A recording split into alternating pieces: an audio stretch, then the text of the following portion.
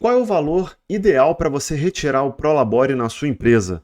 Esse é o tema desse vídeo, mas antes eu peço para você se inscrever no nosso canal e deixa o like aqui embaixo.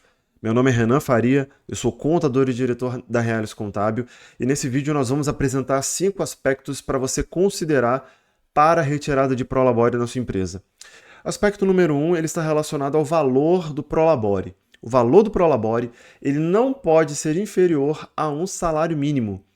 Então, toda vez que houver atualização de salário mínimo, você vai fazer a atualização do seu Prolabore. Atualmente, nesse momento que eu estou gravando o vídeo, o salário mínimo ele é de 1.320, ou seja, se você for ter como base o salário mínimo para a retirada do seu Prolabore, você tem que ter aí o Prolabore de 1.320. Segundo aspecto, ele está relacionado ao desconto de INSS. Independente do valor do Prolabore, você precisa ter o desconto de INSS.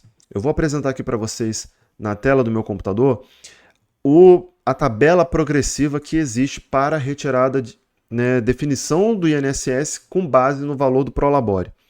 Então, até 1.320, você tem aí 7,5% de desconto de INSS e esse valor de percentual ele vai aumentando com base no valor do Prolabore que você vai tirando.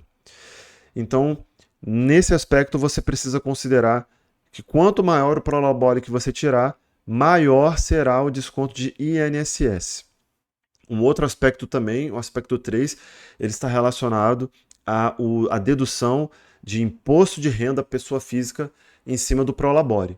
Até R$ 2.112, esse valor fica isento de imposto de renda.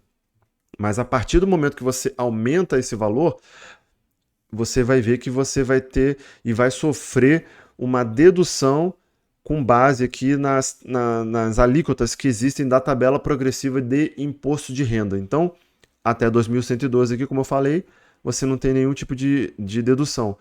Mas a partir de 2.112,01, você tem a alíquota de 7,5% e aí tem essas deduções aqui, que no caso é R$ 158,40, que vai sendo aplicado com base no percentual de dedução que você vai sofrendo de acordo com o aumento do seu Prolabore. Quanto maior é o seu Prolabore, maior será a alíquota e maior também será a dedução. De qualquer forma, você também precisa considerar que a questão do valor do imposto de renda ele não é um valor perdido, você pode recuperá-lo quando da declaração de imposto de renda que você vai fazer no próximo ano. Então, dependendo da forma que você faz a sua declaração, a estrutura de despesas que você apresenta, esse valor volta para você como restituição, tá ok? Um outro aspecto também, o aspecto número 4, ele está relacionado a definição do valor do Prolabore está relacionado ou vinculado à quantidade de cotas da empresa. Isso não existe, tá? Então, dependente da quantidade de cotas que você tem, o valor do Prolabore ele não é definido e ele não tem como parâmetro a quantidade de cotas do sócio na empresa. O Prolabore ele é definido pelos sócios. Então, se você tem mais de um sócio, você vai se reunir com esse sócio, vai conversar com ele, vai chegar numa base da sua função na empresa, vai ver quanto que o mercado que paga de salário para um funcionário, e aí você pode ter essa base de mercado, de salário de mercado para utilizar também para a elaboração do seu Prolabore. Essa é uma ideia que você pode considerar, mas isso também precisa considerar que é o meu quinto aspecto aqui para finalizar, que é a estrutura de custos da empresa. Às vezes, nesse momento, você não tem condições de ter um Prolabore muito alto, então você considera aí um valor de Prolabore um pouco inferior, que respeite a estrutura de custos da sua empresa, né?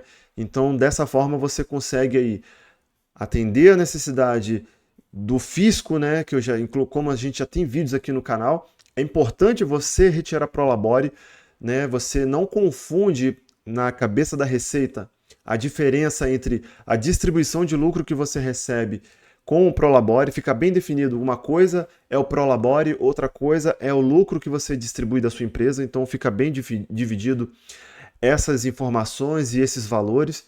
Porém, isso tem que estar respeitando a estrutura de custos, né? Se você tem essa capacidade para conseguir pagar o Prolabore e conseguir também pagar todas as despesas que tem como consideração aí a influência do Prolabore. Então você consegue pagar o Prolabore, o INSS, o imposto de renda, porque às vezes acontece de pessoas querer tirar um Prolabore muito alto para justificar renda, porém não consegue pagar o INSS desse Prolabore, não consegue pagar o imposto de renda desse Prolabore, vai gerando uma dívida e pendências grandes na base da receita, e às vezes a empresa, né, por exemplo, se for do Simples Nacional, às vezes até perde o Simples Nacional porque acumulou muitas pendências por causa de um Prolabore.